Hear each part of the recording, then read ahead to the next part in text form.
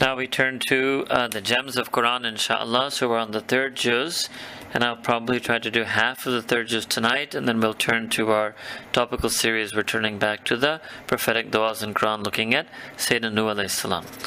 So in the third juz, and again I repeat, and I will keep repeating, that every verse in the Quran al-Kareem is a gem, but just because of lack of time and lack of strength, we are doing a selection of verses this year in the month of Ramadan. So right in the very beginning, however, in the third juz, there's a very, very important ayah, which is Surah Baqarah, Surah number 2, verse 255. All of you know it is known as Ayatul Kursi, and this is considered to be the greatest ayah in Quran al-Kareem. Allahu Akbar Kabira.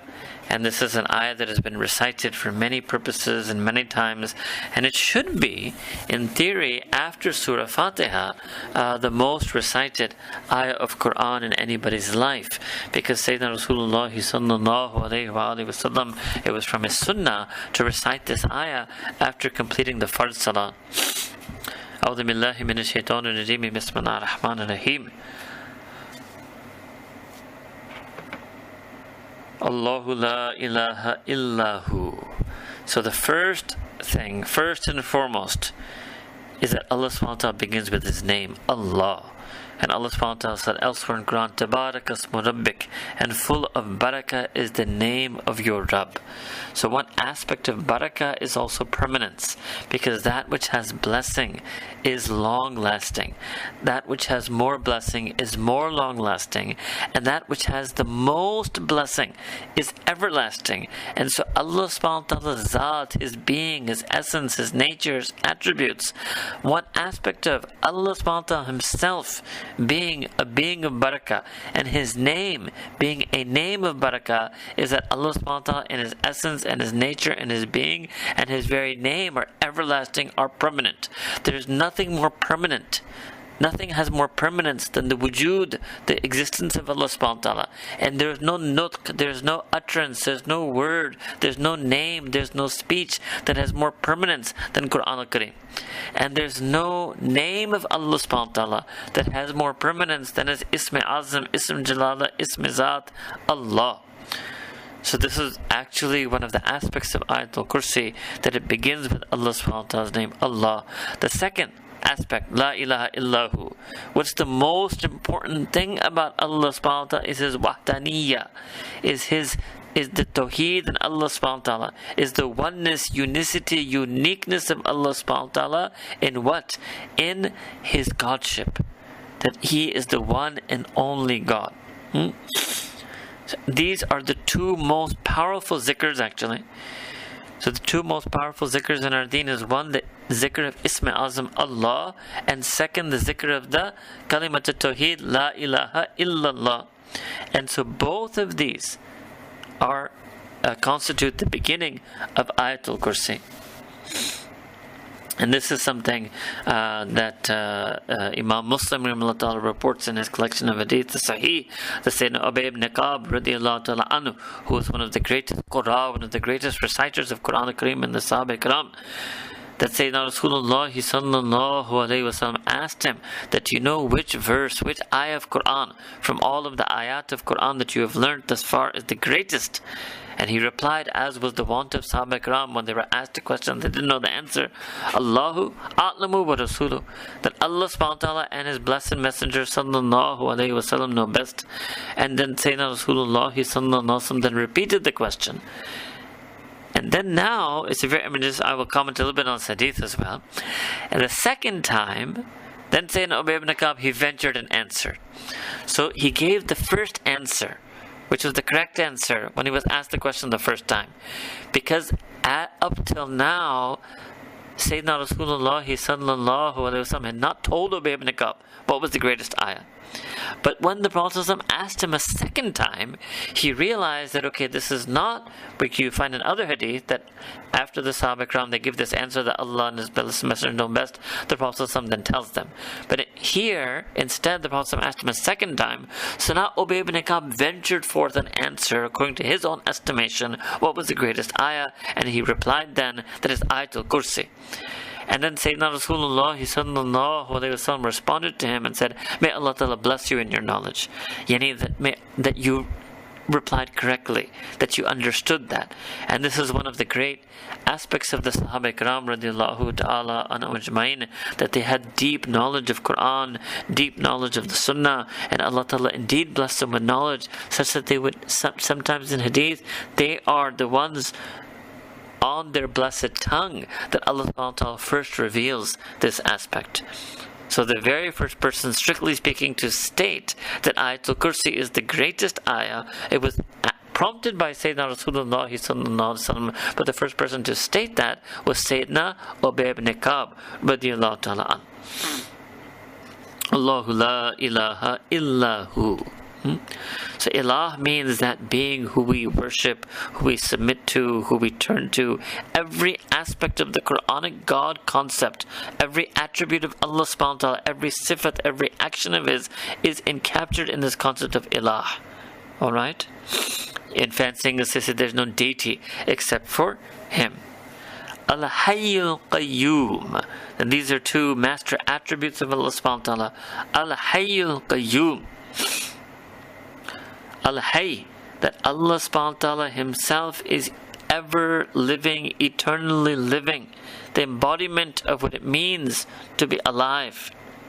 Al-Qayyum, that Allah subhanahu wa ta'ala is completely, you can say, He's the sustainer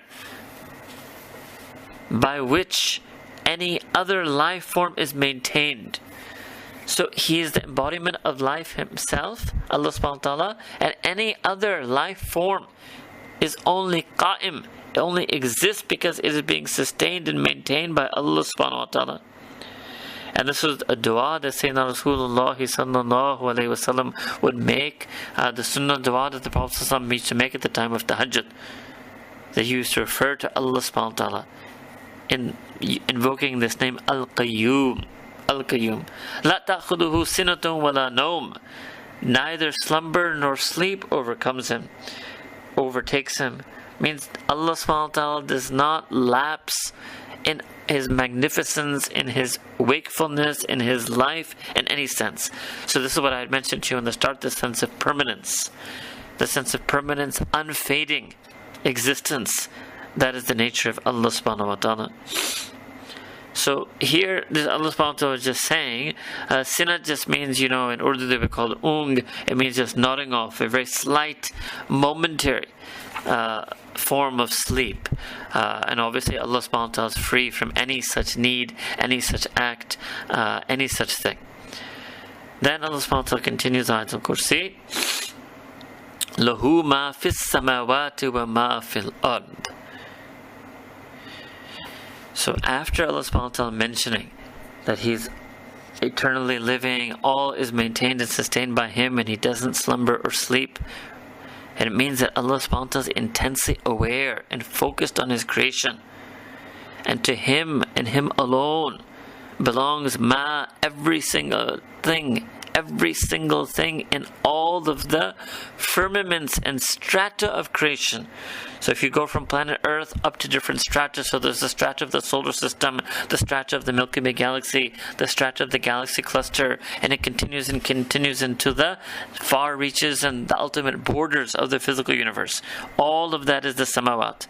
Then when you transcend the physical universe, there are other realms. There's Alam and Barzakh, there's the angelic realm, there's the Kursi, there's the Arsh, there's Jannah. The Jannat itself has different darajat. All of that is encompassed in samawat. وَمَا فِي الْأَرْضِ, and all that is in this earth. So the ard is what me and you know, because we live on planet Earth, right? And it's interesting that Allah subhanahu wa ta'ala in Quran Kareem pairs these two often. Samawat ard, samawat ard, samawat ard. Alright. All of that belongs and exists only and only for Allah subhanahu wa ta'ala. So the lam here means to and for and belonging to Allah subhanahu wa ta'ala. Then Allah subhanahu wa ta'ala says, Man dalladhi yashfa'u indahu illa bi'ithnihi.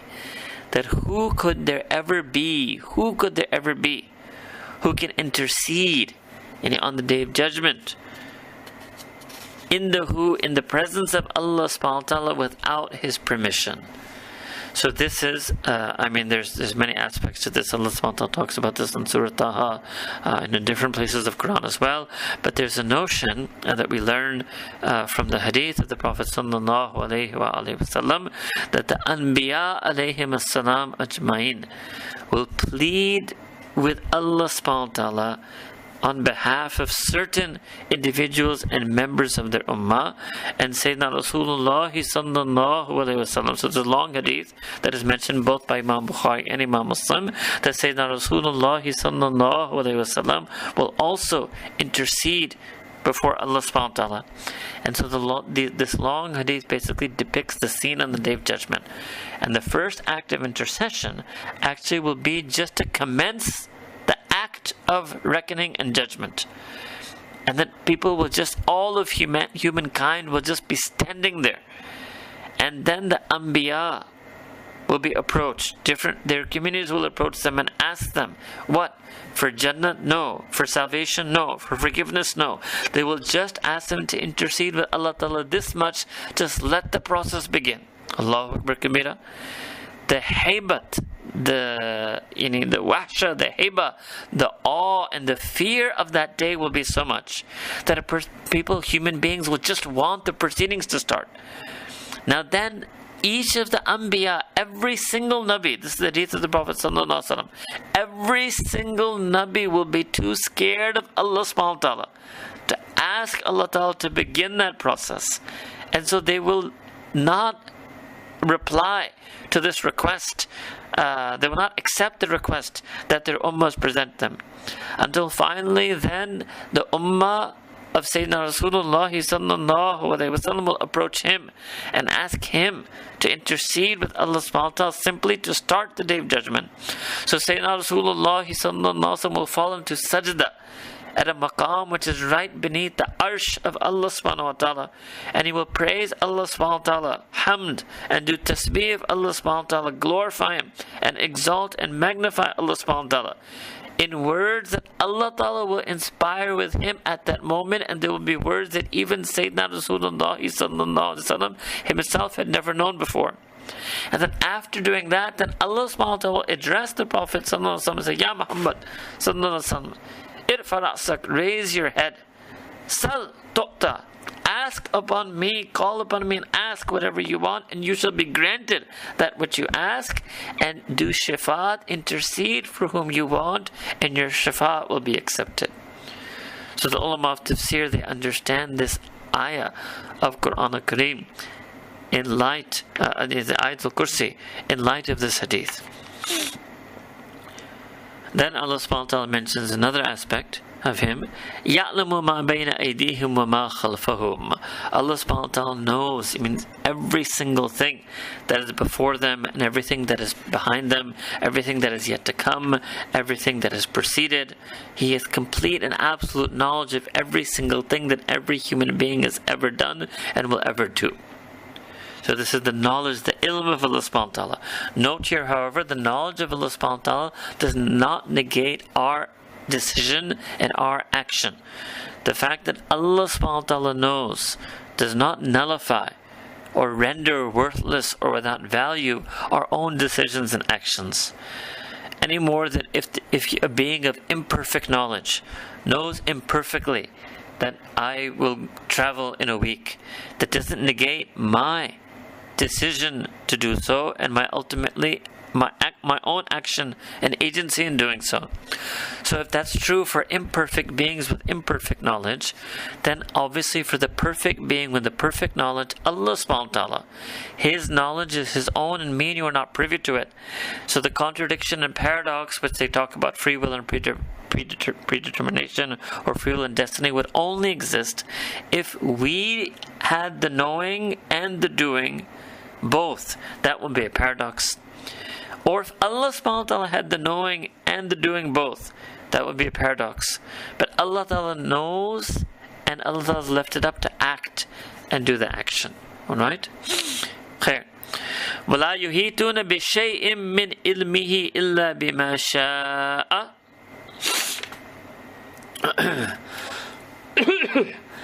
Now they these human beings about whom Allah Ta'ala knows everything that is yet to come and that which has preceded them, they themselves encompass nothing of the knowledge of Allah subhanahu wa ta'ala except that which He wills.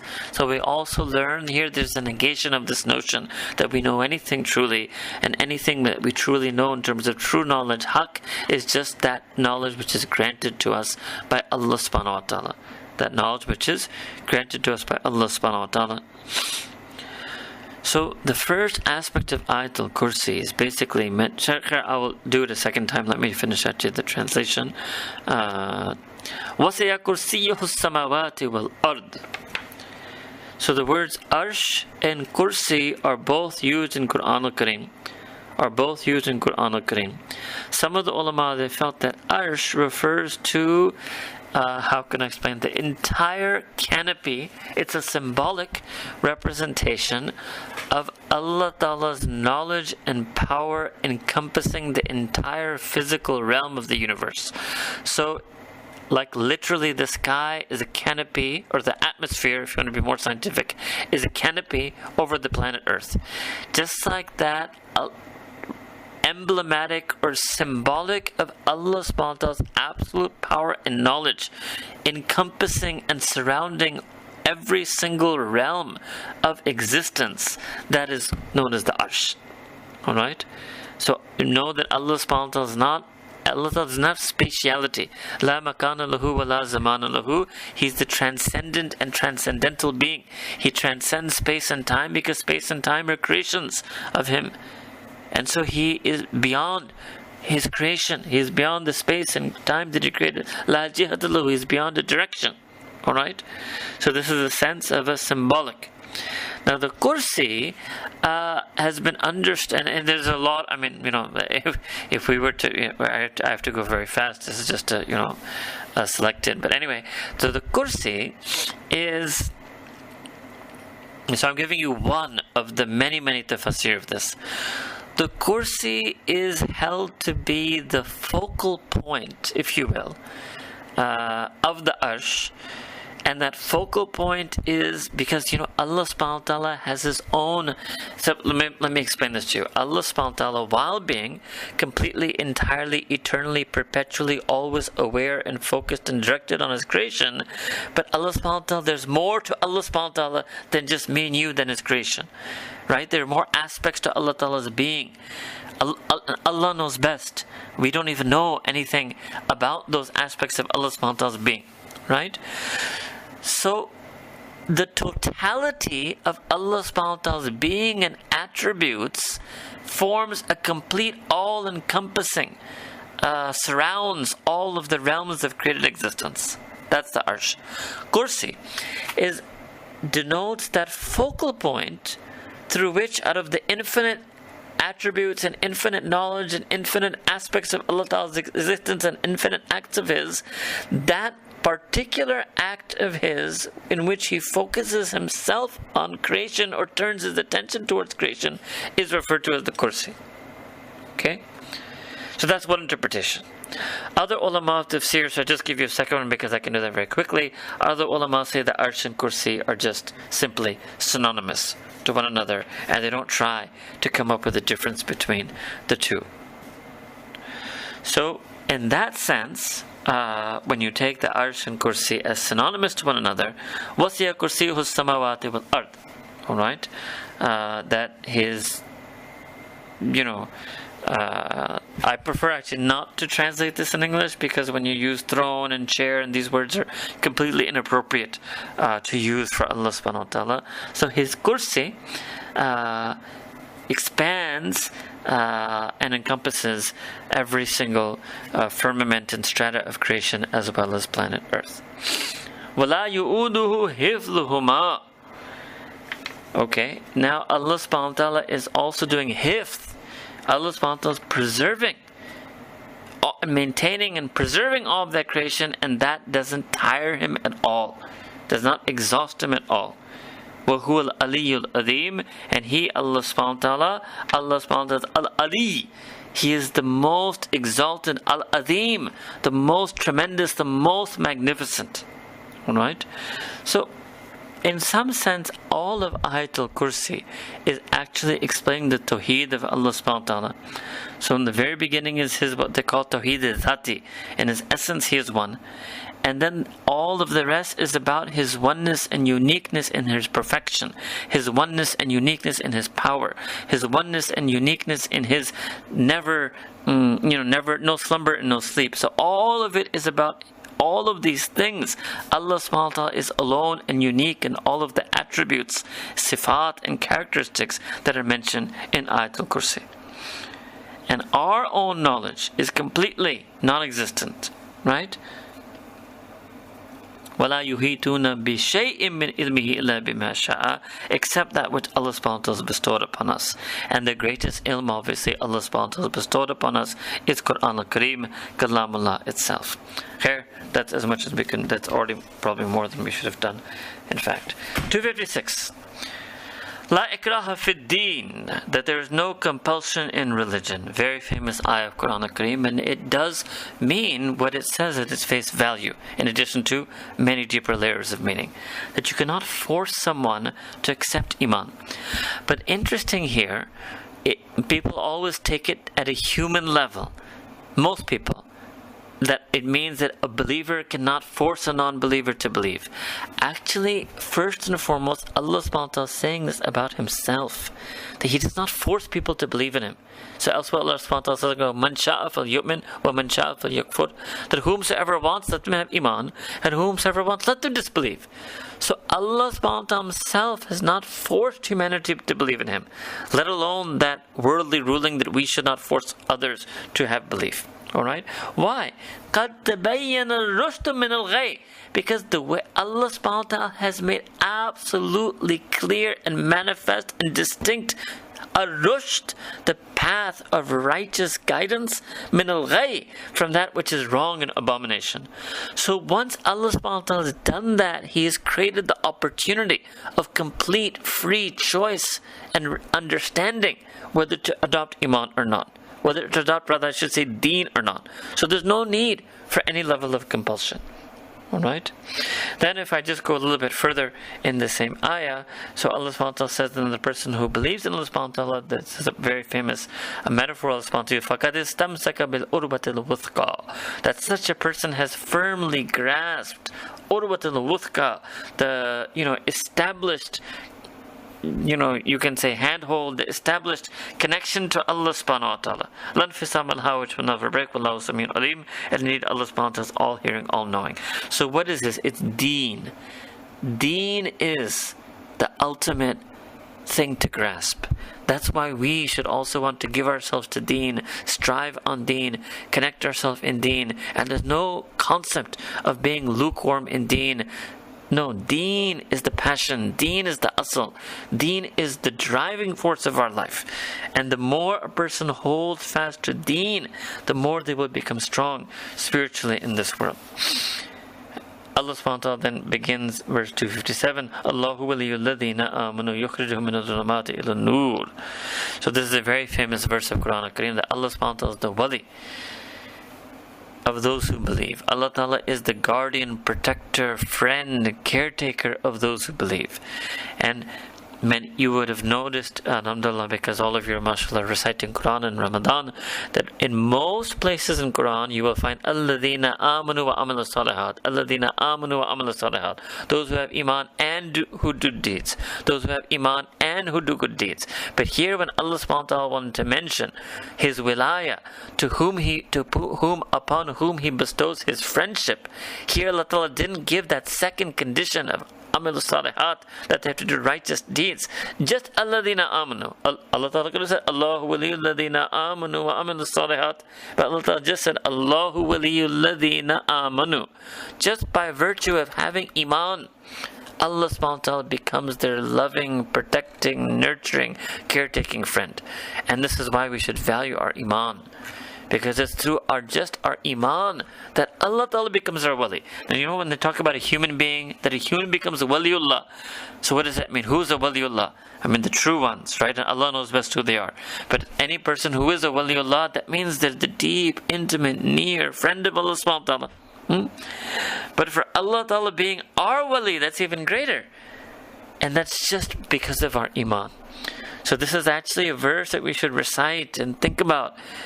As long as you have your iman intact, you have Allah subhanahu wa ta'ala as your wali. So you should rejoice at having iman. Here, I should go much faster. Okay, so end of verse 258. End of verse 258. So there's a long story here. I'm not going to talk about the story. I just wanted to mention one thing that happens in the story. فَبُهِتَ الَّذِي كَفَرَ. So what happens here, this is Nabi Ibrahim alayhi salam, okay, talking with Nimrud, who was the false ruler of the ruler of that time, but who was not believing in Allah subhanahu wa ta'ala. I just wanted to gently talk about this, that Nabi Ibrahim alayhi salam used a rational argument, and that rational argument left that alladhi kafar, the person who disbelieved and denied Allah, left them dumbfounded. Fabuhata means left them speechless, dumbfounded, awestruck. And this ayah is an example then that a rational philosophical argument can be used to explain and defend religion, not in a primary sense. The believers will understand themselves religion on the basis of scripture, Quran, Wahi, revelation, the Sunnah of the Prophet sallallahu alaihi wasallam. But sometimes to explain religion to those who are distant from it or have yet to understand it, you can use rational and philosophical argument, as Nabi Ibrahim alayhi salam himself did, as evidence in Quran Kareem. If you go to verse 260 now, go forward. وَإِذْ قَالَ إِبْرَاهِيمُ رَبِّ أَرِنِي كَيْفَ تُحْيِي الْمَوْتَى. So Nabi Ibrahim alayhi salam, he turned to Allah subhanahu wa ta'ala and said, "Oh my Rabb, I want you to show me how you will revive the dead." Qala, Allah subhanahu wa ta'ala responded, "Awalam tu'min?" That don't you believe? Qala, Ibrahim alayhi salam replied, "Bala, indeed, yes, I definitely do believe. Walakin liyatma'inna qalbi, but I just want my heart to get even more contentment." So the ulama have talked and tafsir talked about this a lot, that there's a notion of iman and there's a notion of itminan. Now we also have to do that journey. We won't be able to do that journey the way Ibrahim alayhi salam did, that we ask Allah Ta'ala to show us a miracle. But it means that even after you have 100% iman, bala, definitely you have iman, but you should still go deep into deen, learn more about deen, get more knowledge of deen, then do more ibadah so you can feel the qurb of Allah Ta'ala and His nearness in the presence of your heart, so you get more and more and more itminan. You get more, you will get more serenity and tranquility in your heart the deeper you go on deen. Alright? So this is also Sunnah of Nabi Ibrahim alayhi salam. Go ahead to verse 262, and I'll just summarize this in verse 262, 263, and 264, rather than reciting and translating it. It's a very important passage about charity. And Allah subhanahu wa ta'ala basically says that when you give charity, you should not spoil that charity by following up that charity with reminders to that person of your generosity. Number one. Number two, you shouldn't take advantage of them in any way such that maybe harms them or causes them any type of hurt due to the charity that you extended to them. So then Allah subhanahu wa ta'ala, then 263 says actually, قَوْلٌ مَعْرُوفٌ وَمَغْفِرَةٌ خَيْرٌ مِّن صَدَقَةٍ. That a kind and noble word or forgiveness is better than that charity, yatbu'ha adhan, that charity that you follow it by hurting someone, harming someone, by reminding them of the grace that you did upon them, or in any other such way. So this is a very important teaching. That means that we should be selfless. Why? Because it wasn't our achievement or accomplishment that we give charity. It was Allah Ta'ala's mercy and grace upon us that He inspired our heart to part with some wealth to help some member of His creation. And as soon as we give it, we should forget that we've given it, and we should not in any way utilize our position as a donor on someone. Alright? Okay. Verse number 268. I thought this was important because it mentions, it's a very nice contrast in this ayah between shaitan and Allah subhanahu wa ta'ala. Ash-shaytanu ya'idukum al-faqra wa ya'murukum bil-fahsha.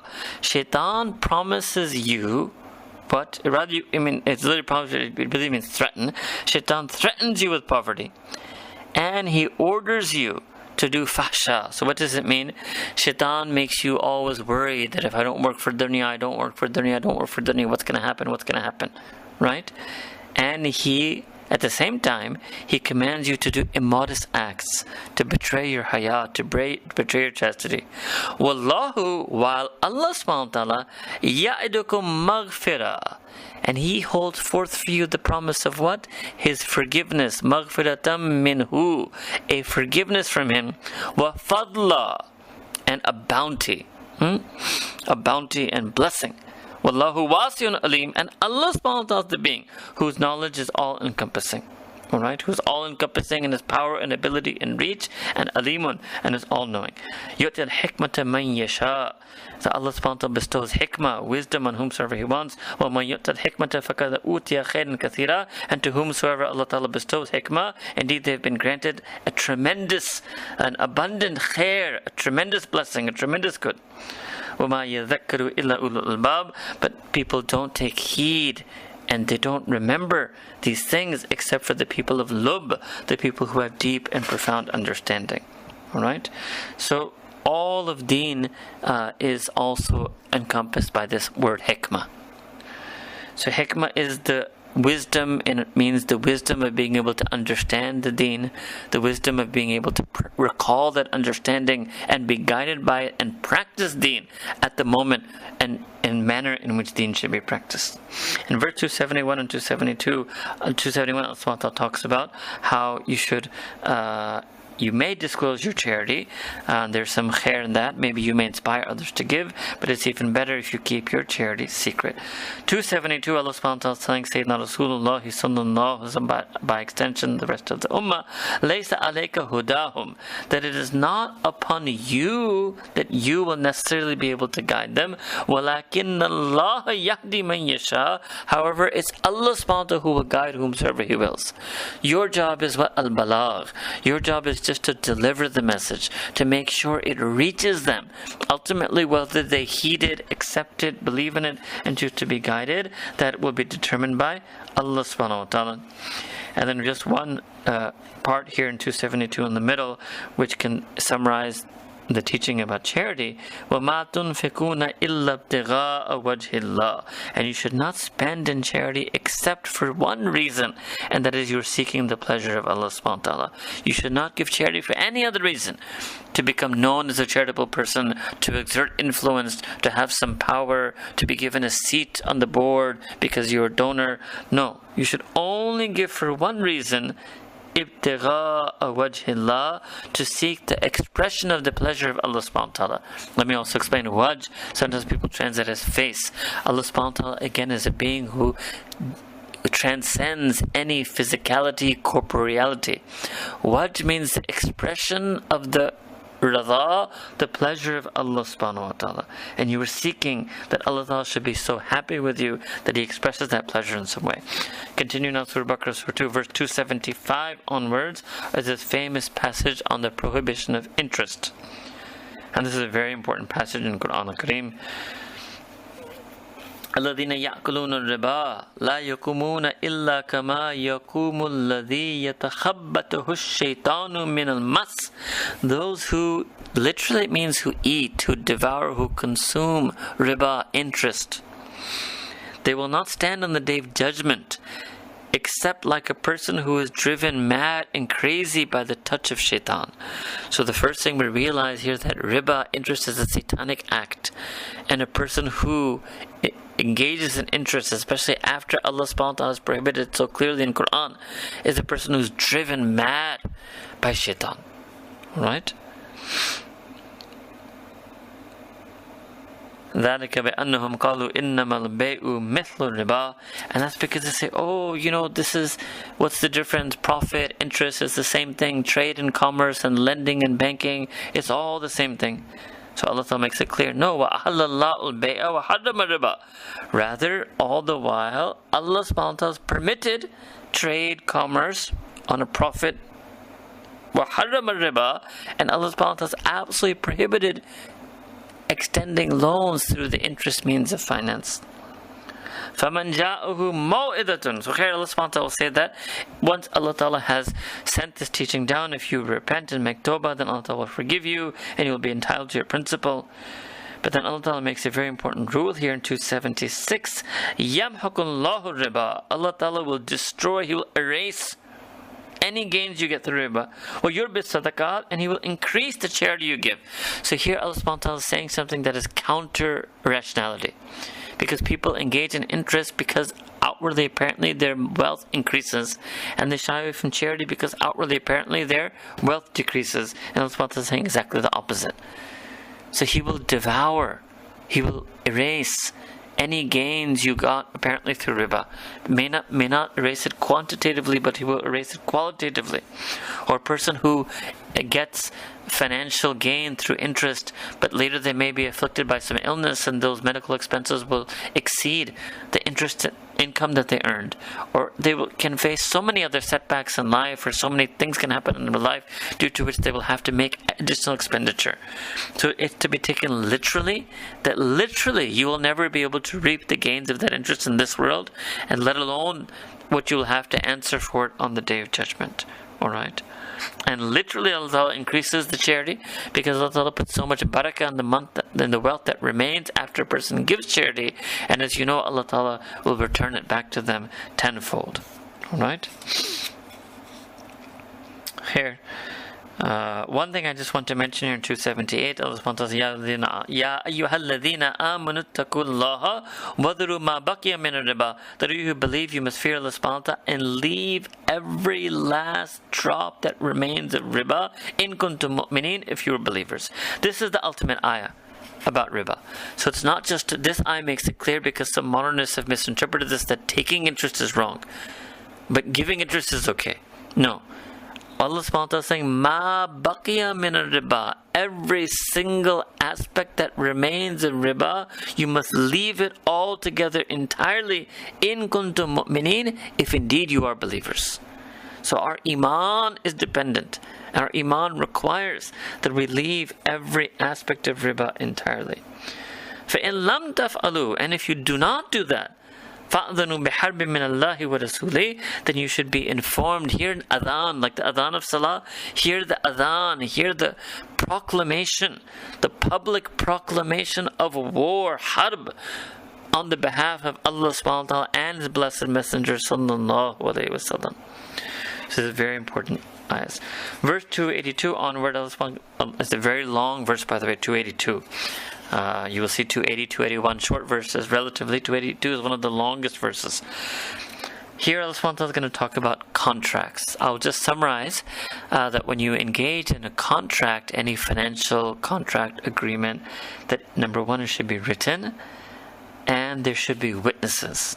Alright? It should be written and it should be witnesses. And that is something we should do. And by the way, if you make a contract and you just email two people, then being CC'd on the email is sufficient as an act of witnessing today. Alright? Later on at the end of 283, Allah subhanahu wa ta'ala mentions a concept. So it's specifically about the person who was a witness but then conceals their testimony. But the concept Allah subhanahu wa ta'ala mentions is what? فَإِنَّهُ آثِمٌ قَلْبُهُ. That their qalb is sinful. So it's the heart that is sinful. So when we do a wrong, it's because our heart is sinning. Verse 285. آمَنَ الرَّسُولُ بِمَا أُنزِلَ إِلَيْهِ مِنْ رَبِّهِ وَالْمُؤْمِنُونَ. And all of you know this ending part of Surah Baqarah is also one of the most frequently recited verses in Quran al-Kareem. So Sayyidina Rasulullah, Ar-Rasul here means Sayyidina Rasulullah sallallahu alayhi wa sallam himself as Iman in every single thing that is revealed to him. Min Rabbihi, from his Rabb. So this is also Allah subhanahu wa ta'ala testifying to the Iman of Rasulullah sallallahu alayhi wa sallam in Quran al-Kareem. And that we are supposed to follow that. We are also supposed to have Iman in everything that has been revealed from our Rabb. So that's why then the words added, wal mu'minun, and those who truly are believers are just like the Prophet sallallahu alaihi wasallam, and they have Iman in every single thing that has been revealed from their Rabb. kullun amana, and then Allah explains this a little bit, that each and every one of them believe in what? Billahi, and Allah subhanahu wa ta'ala, wa malaikati, and all of his angels, wa kutubihi, and all of the revealed scriptural texts, wa rusulihi, and all of the prophets and messengers that were truly sent by Allah subhanahu wa ta'ala. La nufarriqu bayna ahadim min rusuli. And we, so the believers will, if they were speaking, they would proclaim in the first person that we do not make any distinction in terms of our iman. And I explained this to you a few days ago. As certain as we are that, let's say, Sayyidina Rasulullah sallallahu alaihi wasallam is a prophet, we are as certain that Ibrahim alayhi salam is a prophet. We don't make any distinction in terms of the conviction of our iman between any of Allah subhanahu wa ta'ala's, from between any of Allah subhanahu wa ta'ala's messengers. And then, having this firm iman, what's the next thing we do? What's the taqaza, the muqtada? What does iman require? وَقَالُوا سَمِعْنَا وَأَطَعْنَا. That's it. We hear and we obey. We heard this revelation. We heard the Prophet ﷺ utter the sunnah. وَأَطَعْنَا, and we obey. Not that we heard, we pondered, we thought about it, we discussed it, we debated it, we agreed with some of it, we understood it partially, and so we obeyed what we understood. No. Samitna, as soon as the knowledge is received, it's immediately followed by obedience. Wa ata'na. Ghufranaka Rabbana wa ilayka al-masir. And then we also ask Allah subhanahu wa ta'ala that Ya Allah grant us your forgiveness. Ghufran, forgiveness, ka, your forgiveness, O our Rabb. We're asking for that. Wa ilayka al-masir, and to you is the ultimate return. So your forgiveness on us, O our Rabb, then, only then will our return be proper to you. So we need you to forgive us so that we can return to you. La yukallifullahu nafsan illa wus'aha.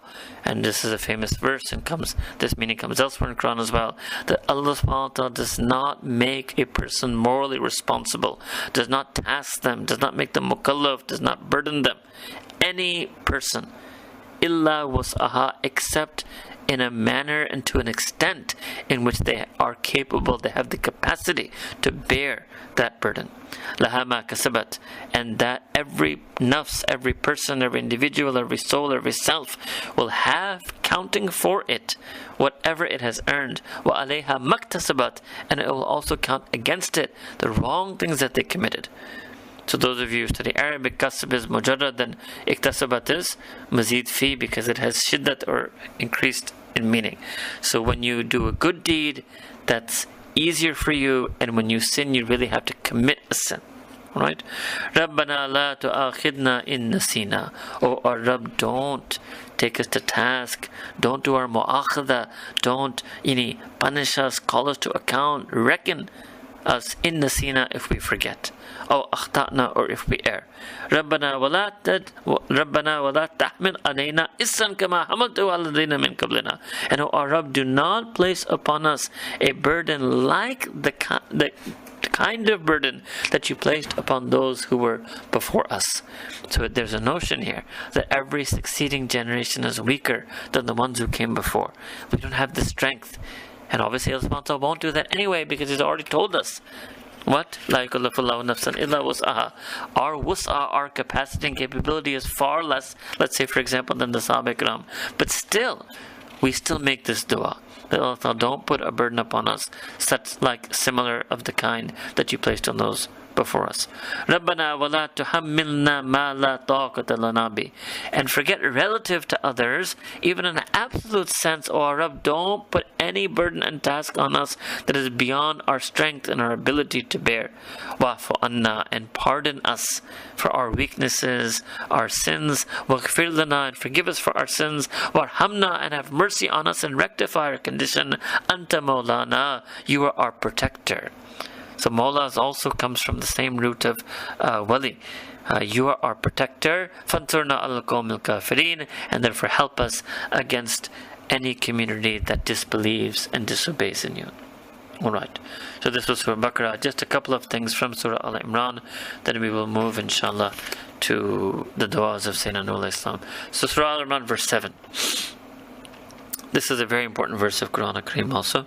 Huwa alladhi anzala alayka al-kitaba, that He, Allah, is the being who's revealed to you, Sayyidina Rasulullah sallallahu alayhi wa sallam, al-kitab, Quran Kareem, minhu, and from amongst part of that Kitab, Quran, ayatun muhkamat, are verses that are absolutely crystal clear and definitive and certain in their meaning and import. Hunna ummul kitab, and they are literally means the mother of the book. It means that those verses are the foundation, the asl, the core of the book.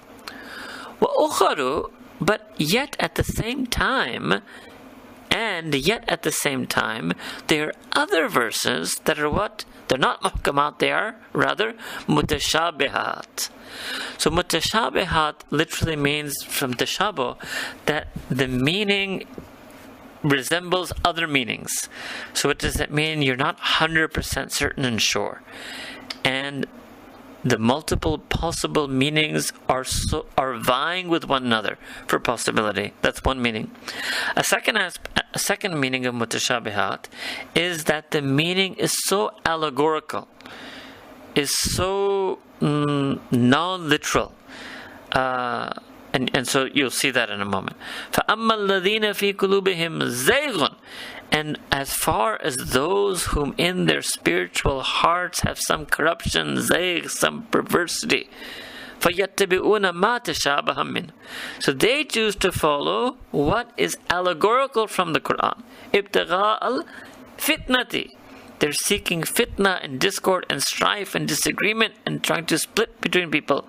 وَابْتِغَاءَ التَّأْوِيلِ, and they're seeking to form their own ta'wil, their own interpretations. وَمَا يَعْلَمُ تَأْوِيلَهُ إِلَّا اللَّهُ, and no one knows the true interpretation of those mutashabihat verses except for Allah subhanahu wa ta'ala. وَالرَّاسِخُونَ فِي الْإِلْمِ, and those who are deep and firm in their knowledge, يقولون, what do they say? آمنا به, we believe in every single aspect of Quran. كل من عند ربنا, all of Quran is from our Rabb. وما يذكر إلا أولو الألباب, and no one will be able to take heed from it except the people of understanding. So one meaning is that so there's a range of mutashabihat. The first range of mutashabihat are verses like Alif Lam Mim, right? The huruf muqatta'at, all right.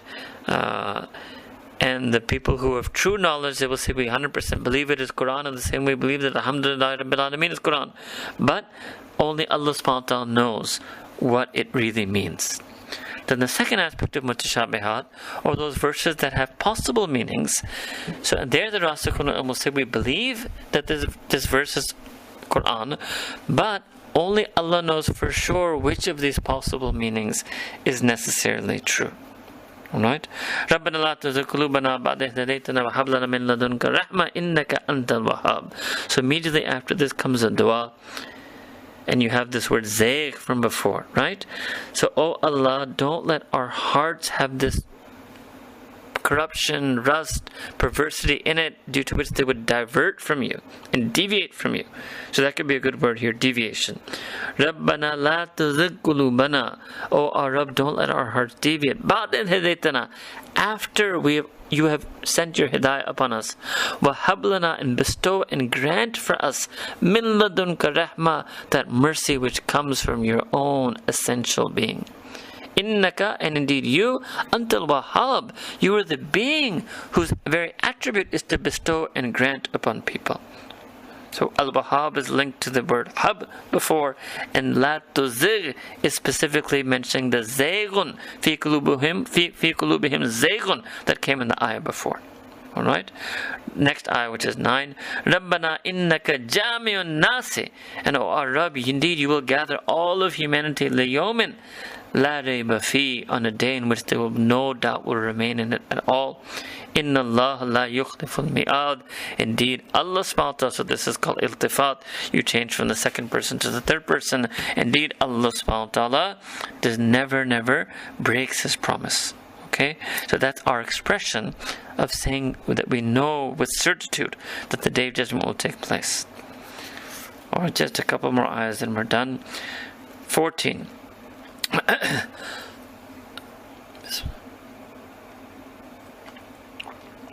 verse 14, Surah Al-Imran, Surah 3, Allah subhanahu wa ta'ala mentions some of the temptations that a human being will have. Zuyyina linnasi. So zuyyina comes from zinat, has been made beautiful, linnasi, for all people. Hubbu shahawat.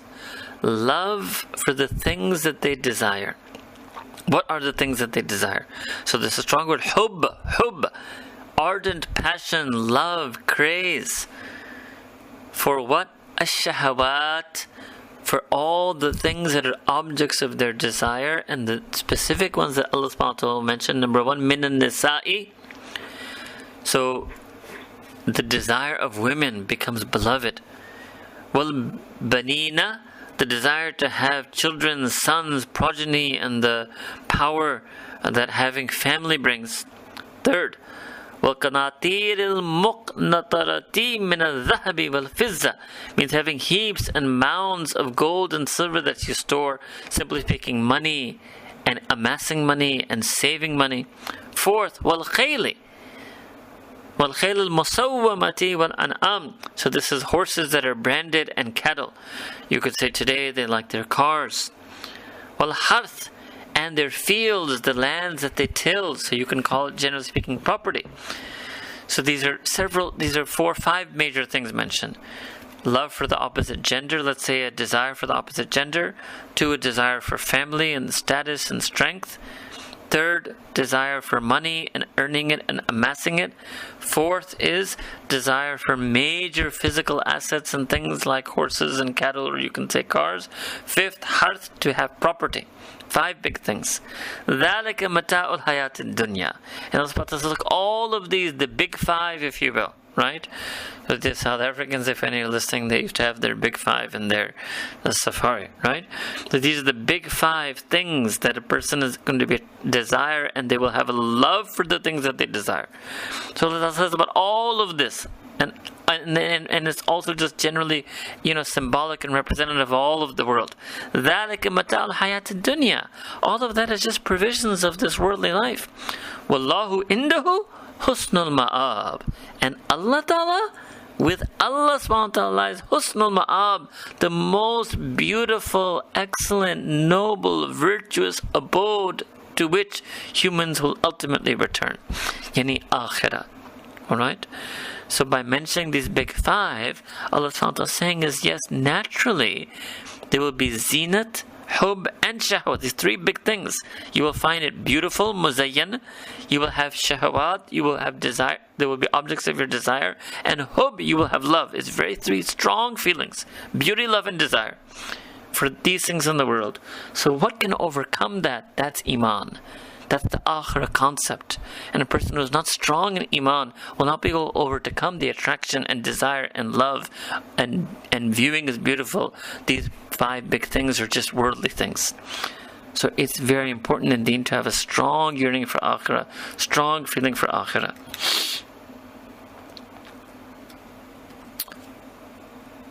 Alright, so we will end here. This is the end of our Gems of Quran. Tonight we did the first half of the 3rd juz.